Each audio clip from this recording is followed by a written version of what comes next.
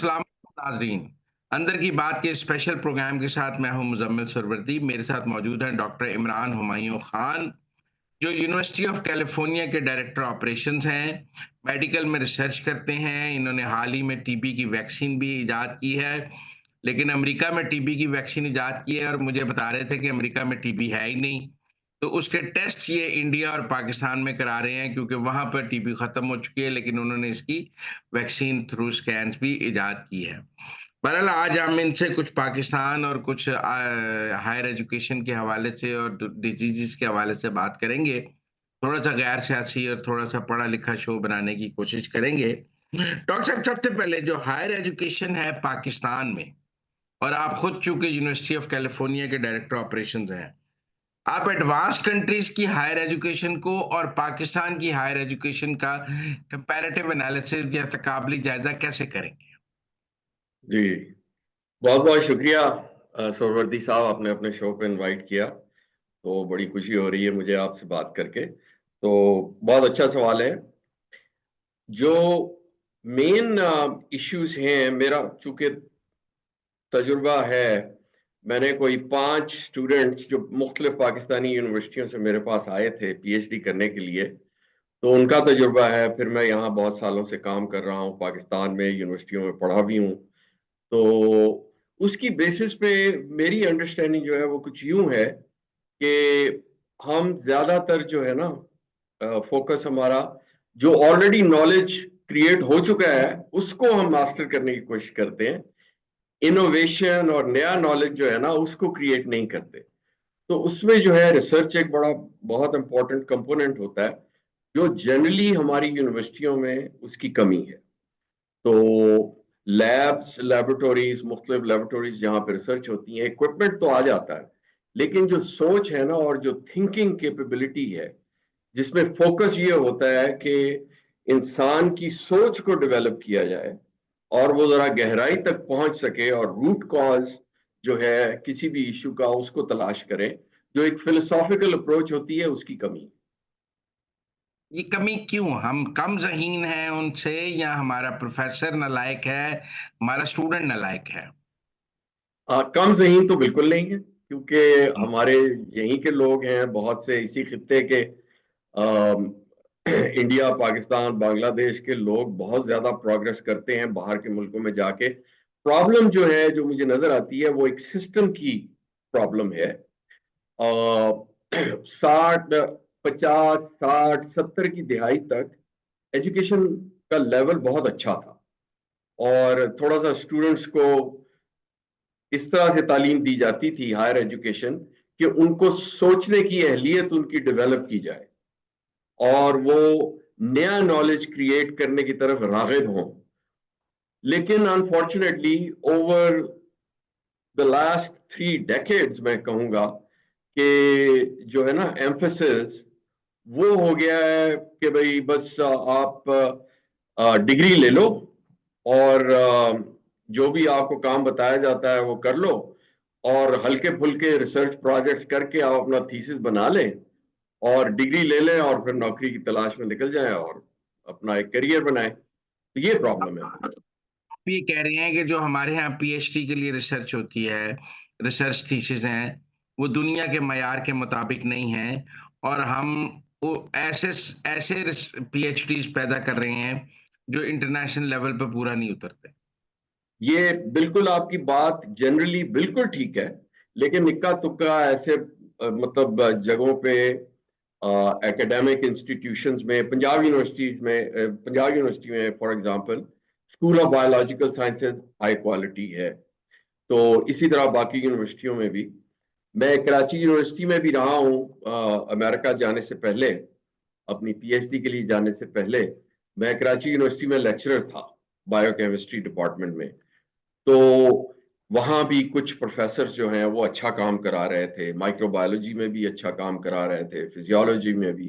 तो इस तरह जो है कुछ इंडिविजुअल बेस्ड है। प्रॉब्लम हमारे यहाँ ये आती है कि इंस्टीट्यूशनल लेवल पे कोई सिस्टम्स नहीं है। तो बिल्कुल ऐसा ही है जैसे किसी डिपार्टमेंट का कोई लीडर अच्छा हो। इवन आउटसाइड ऑफ एजुकेशन हमारे यहाँ यही है, इंस्टीट्यूशंस में अगर मुख्तलिफ ऑफिसेज और डिपार्टमेंट्स के अंदर कोई लीडर बहुत अच्छा है और उनका डायरेक्टर और जो भी इंचार्ज है वो बड़ा अच्छा सोच समझ वाला बंदा है, तो वो काम सही होता है। तो इसी लेकिन तरह अब से हायर एजुकेशन महंगी तो बहुत हो गई है, जी सेमेस्टर्स की फीस बहुत बढ़ गई हैं, हमने जी प्राइवेटाइज भी कर दी हैं यूनिवर्सिटीज, ऑटोनमस भी कर दी हैं, उनके जी बजट्स भी बहुत बड़े बड़े हो गए हैं, फिर पैसे की तो कमी नहीं है यूनिवर्सिटीज के पास। जी जी, बिल्कुल आपने ठीक कहा है। और कुछ दौर ऐसा भी आया था आज से 15 साल पहले कि हायर एजुकेशन कमीशन जो है इस्लामाबाद में, डॉक्टर अताउर रहमान के अंडर बहुत अच्छी फंडिंग मिल रही थी यूनिवर्सिटियों को रिसर्च करने के लिए और अच्छे पीएचडी प्रोड्यूस करने के लिए। लेकिन अनफॉर्चुनेटली उस वक्त भी यही रहा कि ज्यादा से ज्यादा पीएचडी प्रोड्यूस किए जाएं और क्वालिटी को जो है वो इतनी अहमियत नहीं दी गई जितनी क्वांटिटी को, कि नंबर ऑफ पीएचडी हम इतने प्रोड्यूस कर रहे हैं। और वो एक कंपटीशन सा बन गया मुख्तलिफ यूनिवर्सिटियों के अंदर कि नंबर ऑफ पीएचडी ज्यादा प्रोड्यूस करें। तो ये ऐसा होता नहीं है, क्वालिटी इज एक्सट्रीमली इंपॉर्टेंट। अगर क्वांटिटी ज्यादा ना भी हो तो quality is much more important. और आप उसमें फिर ये बात आ जाती है कि आपने बायोमेडिकल रिसर्च की बात की, तो पाकिस्तान में बायोमेडिकल रिसर्च को आप कैसे देखते हैं? क्योंकि मेडिकल रिसर्च की दुनिया में एक अपनी अहमियत है, नई नई बीमारियों की नई नई अद्वियात और बायोमेडिकल और फिर वैक्सीन, और इस सब को आपने खुद भी टीबी की वैक्सीन इन्वेंट की है। रिसर्च अब सैंपल्स पाकिस्तान में भी हो रहे हैं और इंडिया में भी हो रहे हैं। आप जी ये पाकिस्तान में बायोमेडिकल रिसर्च को कहाँ देखते हैं? हाँ, तो थोड़ी सी मैं इसमें वजाहत कर दूं कि मेरा जो काम है ना वो ट्यूबरक्लोसिस डायग्नोस्टिक्स पे है। जो हम्म। एक्टिव ट्यूबरक्लोसिस होती है उसके लिए कोई ब्लड टेस्ट नहीं है, और ब्लड टेस्ट बड़ा जरूरी है। और उसकी हम्म। मेन वजह यह है कि जो बलगम पे टेस्ट होते हैं ना आजकल, और उसमें बड़ी बड़ी अच्छी टेक्नोलॉजीज भी इस्तेमाल होती हैं, वो काफी नहीं है। बलगम अच्छा स्पेसिमेन नहीं है, उसमें जो है ना रिजल्ट्स आप हमेशा अच्छे नहीं ले सकते। ये प्रॉब्लम है। और कुछ टीबी की फॉर्म्स ऐसी होती हैं जिसमें लंग की इन्वॉल्वमेंट नहीं होती है, फेफड़े उसमें इन्वॉल्व नहीं होते हैं, तो वो यूजलेस है। बलगम जो है ना एज ए स्पेसिमेन यूजलेस। तो हम्म। हाँ, ये ठीक कहा आपने कि मैं इंडिया में मेरे ट्रायल्स चल रहे हैं, बल्कि अब इख्तिताम को पहुंच चुके हैं। और वो रिपोर्ट वगैरह जो हमारी बड़ी अच्छी आई हैं दिल्ली में, भोपाल में, तो वो अब इस वक्त जो है वो अप्रूवल प्रोसेस के अंदर है। तो वो अनकरीब मेरा ख्याल है कुछ चंद महीनों की बात है कि हमें पता चल जाएगा कि वो अप्रूव हो रहा है या नहीं। जो हमारा ब्लड डायग्नोस्टिक प्रोडक्ट है। और इसी तरह से हम पाकिस्तान में भी कर रहे हैं, लेकिन हमें कुछ सेटबैक्स आ गई कुछ। इस पे भी थोड़ा सा बात कर लेंगे कि जो रिसर्च इंफ्रास्ट्रक्चर है वो प्रॉब्लमेटिक है इसमें जो है जो। पाकिस्तान। हाँ जी, पाकिस्तान में भी है, इंडिया में भी है। मेरे ख्याल में कि ओवरऑल अगर देखा जाए तो नॉर्थ इंडिया का जो पार्ट है ना, वहां पे भी इश्यूज कुछ मिलते जुलते हैं पाकिस्तान से। ऑन एवरेज शायद ये एक ही जैसे हों।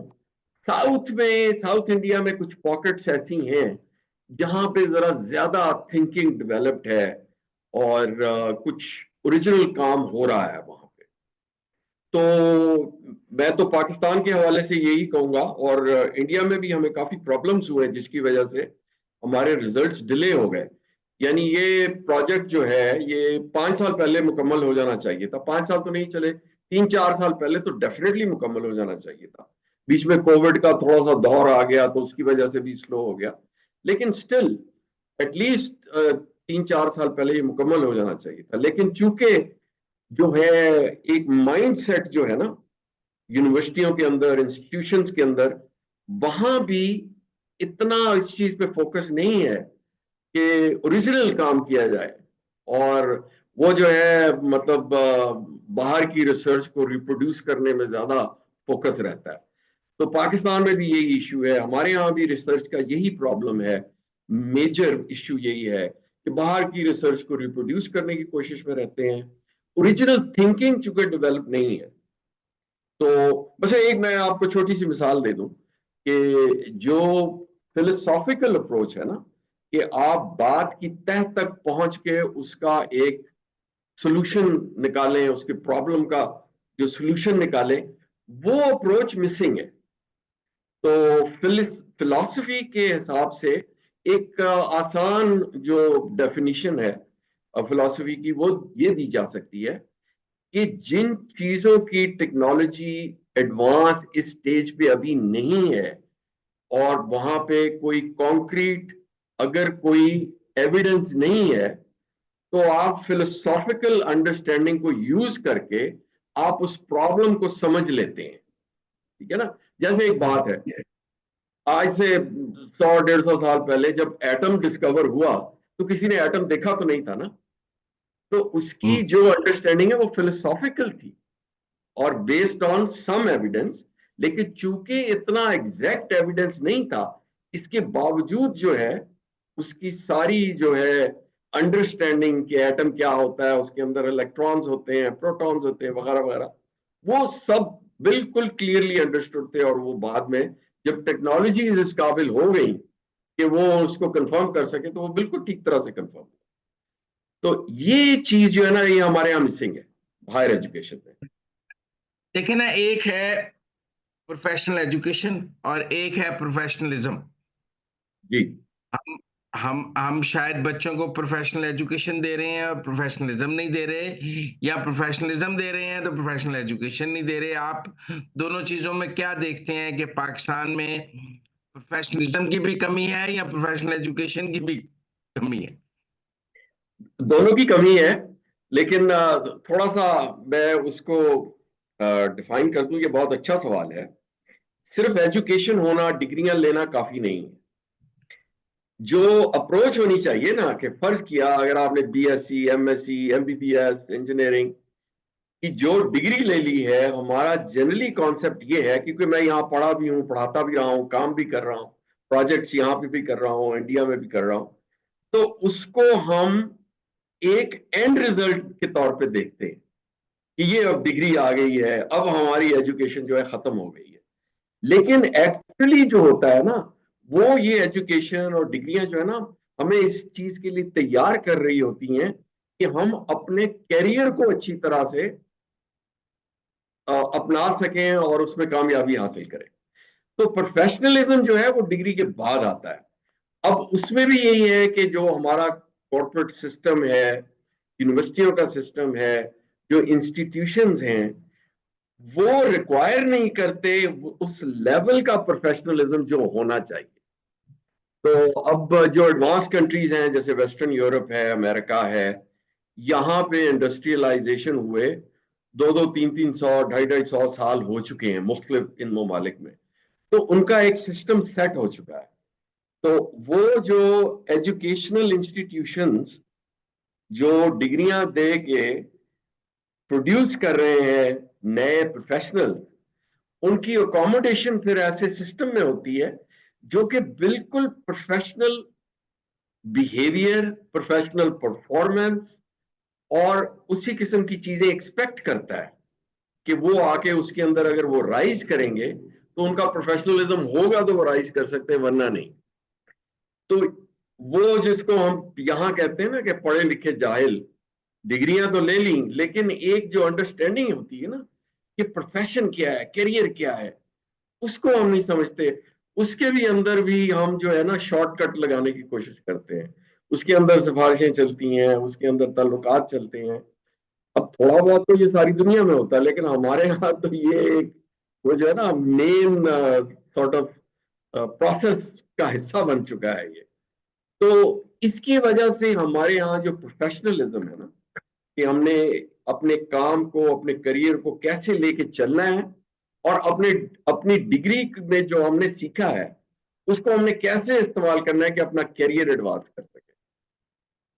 अच्छा, अब एक और भी मैं बात करना चाहता हूँ। एक एक कहा जाता है कि जी आला तालीम होगी, हायर एजुकेशन होगा तो मुल्क तरक्की करेगा, इकोनॉमिक प्रोग्रेस होगी।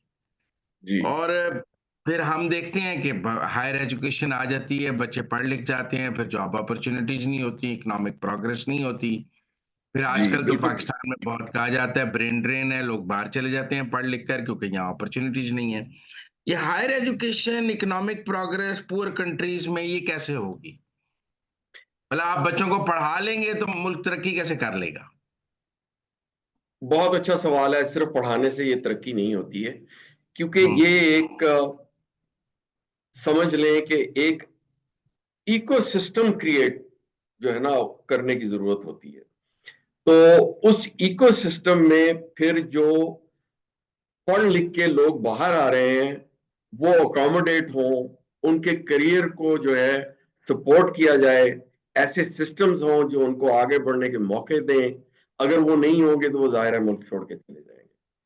तो अब जो इकोनॉमिक कंडीशंस हैं मुस्लिम मुल्कों में जो अब तरक्की कर रहे हैं, मतलब जो हमारी जैसी सिचुएशन में जिनका बैकग्राउंड था, तो वो उनमें कुछ मुल्क हैं ऐसे जो स्टैंड आउट करते हैं। मसलन वियतनाम है, अगर उसको देखा जाए, कुछ और ममालिक हैं।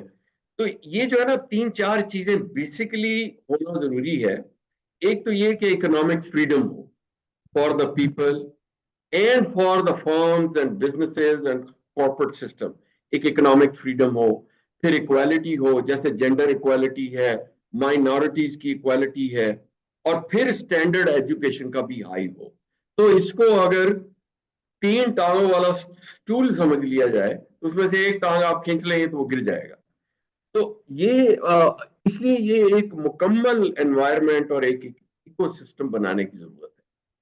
तो उसमें ये है कि जिन मुल्कों में किसी स्टेज पे आज से 20, 25, 30 साल पहले बहुत तरक्की हुई, लेकिन एकदम से फिर वो कोलैप्स करना शुरू हो जाते हैं। जैसे वेनेजुएला है फॉर एग्जांपल।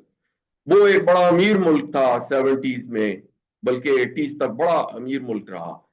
उसमें फिर ये जो तीन टांगे हैं ना स्टूल की, वो कायम नहीं रही। तो वो स्टूल धड़ाम से नीचे आ गया और अब वो गरीब मुल्कों में शामिल होता है, इंतहाई गरीब मुल्कों में। तो कुछ थोड़ी बहुत तरक्की कर लेना और फिर सोचना कि भाई अब ये बिल्कुल ऑटोमेटिक है, हम बहुत एडवांस मुल्क बन जाएंगे, ऐसा होता नहीं है। उसको मेंटेन करना पड़ता है। इसमें गवर्नमेंट की जो पॉलिसीज हैं वो बड़ी इंपॉर्टेंट हैं। अगर गवर्नमेंट इतनी डोमिनेट कर जाएगी कि आपके जो है प्राइवेट सेक्टर की सांस ही घुट जाए, यहां तक हो जाता है कि गवर्नमेंट अपने इंस्टीट्यूशन जो फाइनेंशियल इंस्टीट्यूशन हैं उनमें से लोन इतना ले लेते हैं कि बिजनेसेस के लिए लोन नहीं बचता है, अमाउंट नहीं बचता है कि वो लोन लेके अपना काम आगे बढ़ा सके। तो इसलिए जो है ना ये गवर्नमेंट की रिफॉर्म्स और गवर्नमेंट का लिमिटेड होना, उसकी रीच जो है वो लिमिटेड होना, ताकि वो इंटरफियर ना करे, ऐसी एनवायरनमेंट प्रोड्यूस करे कि जिसमें ये पनप सके, ये सारी चीजें ऊपर आ सके, उभर सके। तो बहुत शुक्रिया सर, हमारे साथ बात करने का। प्रोग्राम आपको पता है लिमिटेड टाइम होता है, वी कांट, लेकिन आपसे दोबारा मुलाकात होगी। बहुत से सवाल हैं जो मैं आपसे करना चाहता था, लेकिन वक्त की कमी की वजह से नहीं कर सका। आपसे दोबारा मुलाकात होगी। आज तक के लिए इतना ही, इजाजत दीजिए। अल्लाह हाफिज। Thank you so much. अल्लाह हाफिज।